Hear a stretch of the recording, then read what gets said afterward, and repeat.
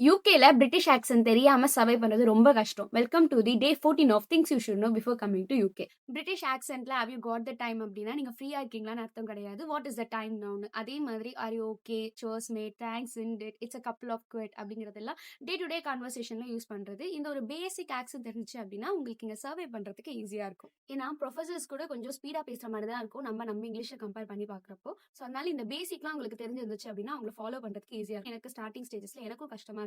But நான் இப்போ கொஞ்சம் கத்துக்கிட்டேன். அது மட்டும் இல்லாம பார்ட் டைம்ல ஒரு பேசிக் ஜாப் கூட இன்டர்வியூ வச்சு தான் எடுப்பாங்க. சோ அதுல நீங்க இங்கிலீஷ் நல்லா பேசுறீங்களான்றது தான் ஃபர்ஸ்ட் பார்ப்பாங்க. Why because you are going to handle their customers and client. So அதனால உங்களுக்கு நல்ல communication skill with proper English knowledge இருக்கணும். ஈவன் எனக்கு இனிஷியல் டேஸ்ல பார்ட் டைம்ல ஒரு வாட்டி நான் மேனேஜர் கிட்ட லான்ச் அப்படின்னு சொன்னேன். அது லான்ச் அப்படின்னு கரெக்ட் பண்ணாங்க. பிரிட்டிஷர்ஸ் வந்து நீங்க இங்கிலீஷ் தப்பா பேசுறீங்கன்னு பார்க்க மாட்டாங்க. எப்பவுமே அவங்க உங்களை கரெக்ட் பண்ணுவாங்க. You should be always open to learn. என்னடா இது இப்படி சொல்லிட்டாங்களேன்னு யோசிக்காம புதுசா ஒன்று கத்துக்கிறோம்னு நினைச்சீங்க அப்படின்னா யூ கேன் க்ரோ.